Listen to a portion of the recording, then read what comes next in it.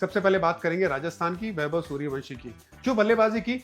94 जो रन बनाए थे 100 में से चौकों और छक्के में बनाए थे। इसका मतलब ये पावर हाउस है। इतनी कम उम्र में इतने बड़े बड़े स्ट्रोक कैसे लगाता है? ये मैदान तो बड़ा है ना राजस्थान का। वहां पे अगर आप 75 मीटर से ज्यादा लंबे लंबे 80 मीटर 90 मीटर के छक्के लगाते हैं, मतलब स्पेशल है भाई। जो बैट लीफ ऊपर से आती है ना, नीचे की तरफ जाती है, रिस्ट लगता है। ये किसको एमुलेट करते हैं? Brian Charles Lara. उनके वीडियो देख के बड़े हुए हैं, उनके स्ट्रोक प्ले को कॉपी करना चाहते थे बचपन में, और कई बार वो ग्लिम्स नजर आती है जब आप उनकी बल्लेबाजी देखेंगे। लेकिन एक चीज है जिसपे मैं आपकी तवज्जो जरूर दौड़ना चाहूंगा, जब वो शॉट खेलते ना, उनकी हिप देखना। उनकी हिप वहीं पे रहती है, जब तक बल्ले और गेंद का संपर्क नहीं होता तब तक वो हिप खुलती नहीं है। जो हिप और शोल्डर का सेपरेशन बोलते हैं ना गेंदबाजी में, सेम चीज बैटिंग में भी इस्तेमाल होती है। आप इसकी बैटिंग देखोगे आपको पता चलेगा। इसी वजह से इतनी कम उम्र में जो सिंक्रोनाइजेशन होनी चाहिए बॉडी की और बल्ले की और साथ में हिप की, वो बिल्कुल सही वक्त पे होती है। जब आप शॉट लगाते हैं, गेंद बल्ले पे आती है, उससे पहले अगर आपकी हिप खुल गई ना तो पावर जनरेट नहीं होगा। लेकिन इस बच्चे की हिप जल्दी नहीं खुलती है, लॉक करके रखते हैं, इसी वजह से बड़े बड़े शॉट लगा सकते हैं। अब तो तारीफ बहुत हो गई, लेकिन सामने आज जो चैलेंज है ना, वो चैलेंज को किस तरह से पार करते ये देखना होगा। क्योंकि बुमराह का चैलेंज होगा, ट्रेंट बोल्ट का चैलेंज होगा, दीपक चहर का चैलेंज होगा, सैंटनर अगर खेलते तो उनका चैलेंज होगा। अच्छी गेंदबाजी यूनिट है, पुख्ता गेंदबाजी और बहुत एक्सपीरियंस है इन गेंदबाजी यूनिट में। मेरा ये मानना है ना, यशस्वी जायसवाल बहुत क्रूशल होंगे उनके साथ जब साझेदारी होगी। वो किस तरह से ज्यादा उन गेंदबाजों को खेलते जो इनके सामने प्लान करते हैं, वैभव सूर्यवंशी के सामने, चाहे वो बुमराह हो या ट्रेंट बोल्ट हो। क्योंकि मुझे लग रहा है यॉर्कर का इस्तेमाल किया जाएगा इनके सामने। 3 यॉर्कर अभी तक गेंदबाजों ने इनके सामने यूज किए। 3 में से जो यॉर्कर में एक बार आउट हो गए और 2 बार कोई रन नहीं आया। क्योंकि बल्ला थोड़ा सा बाहर से आके घूम के आता है ना, तो यॉर्कर में लेट होने के चांसेस है। बुमराह तो यॉर्कर डालेंगे अगर वो आएंगे पावर प्ले में जल्दी से गेंदबाजी करने, लेकिन ट्रेंट बोल्ट भी मैं गारंटी देता हूं यॉर्कर का इस्तेमाल करेंगे।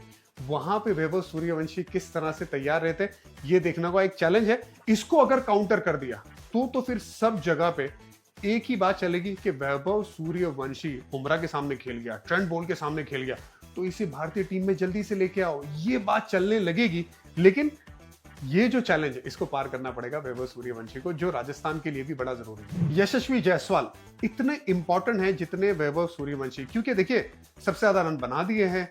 अब जो स्ट्राइक रेट है ना, वो स्ट्राइक रेट भी 150 के ऊपर चला गया है। कंसिस्टेंट रन दिखा रहे। अच्छी बात क्या लगी, पिछले मैच में सभी का फोकस वैभव पे था, लेकिन यशस्वी ने अच्छी तो पारी खेली, तेज पारी खेली, लेकिन गेम को खत्म किया।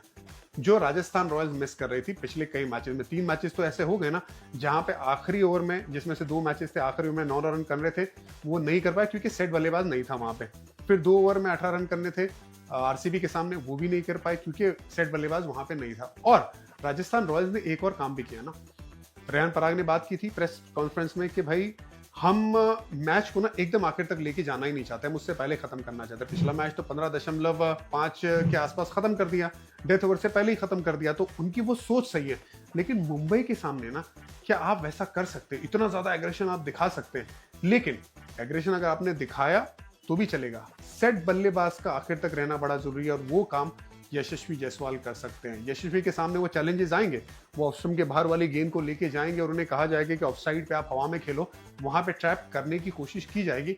उसे किस तरह से काउंटर करते हैं यशस्वी, ये देखना होगा। राजस्थान रॉयल्स के लिए ना एक चिंता का विषय ये है कि उनकी जो गेंदबाजी में कोई भी गेंदबाज, इंडियंस पिछला मैच जब एलएसजी के सामने खेली थी, एकदम परफेक्ट विन जो कोई भी टीम चाहती है वैसी टीम थी। कन्विंसिंग विक्ट्री थी, 50 रन से ज्यादा की आपको विक्ट्री मिलती है उस सपाट पिच पे।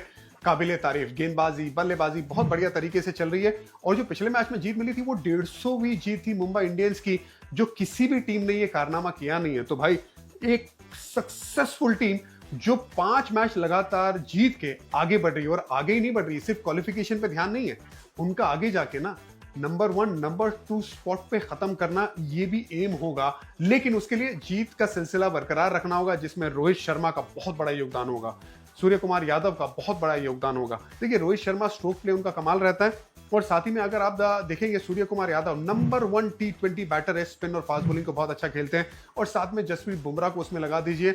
इसके अलावा भी आपके पास क्वालिटी है, जो सैटनर है अगर वो वापस आ जाते प्लेइंग 11 में तो और ज्यादा पुख्ता गेंदबाजी हो जाती है। सूर्य कुमार यादव मेरे हिसाब से मुंबई इंडियंस के कैंपेन में सबसे इंपॉर्टेंट कोई खिलाड़ी है जसप्रीत बुमराह के बाद तो वो है सूर्य कुमार यादव, क्योंकि देखिए जब भी मुंबई इंडियंस ट्रैवल करते ना उनके सामने स्पिन का मारा बहुत होता है, और स्पिन को सबसे अच्छा खेलने वाला खिलाड़ी कौन है, वो है सूर्य कुमार यादव। अब फॉर्म में भी आ चुके हैं, 61 का औसत है, 427 रन बना चुके हैं, 170 के करीब उनका स्ट्राइक रेट है। और अगर सूर्य कुमार यादव ऑफ स्टंप के बाहर की गेंद लेग स्टंप पे मारने लगे कंसिस्टेंटली, मतलब समझ जाना कि वो सॉलिड फॉर्म में है। अब वो रेगुलर देखने को मिल रहा है, स्वीप शॉट कमाल का देखने को मिल रहा है, थर्ड मैन के ऊपर पॉइंट के ऊपर वो शॉट्स देखने को मिल रहे हैं। और ये अगर परफॉर्मेंस में लगातार कामयाबी इनको मिलती रही तो फिर मुंबई इंडियंस के लिए एकदम पॉजिटिविटी चलती रहेगी।